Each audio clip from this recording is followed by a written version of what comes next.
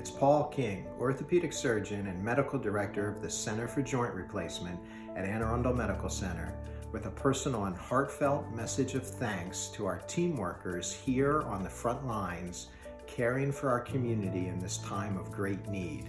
And I would like to acknowledge our nurses, physical therapists, patient care technicians, nurse practitioners, and physician assistants who have been redeployed wherever needed all over the hospital to help care for these patients.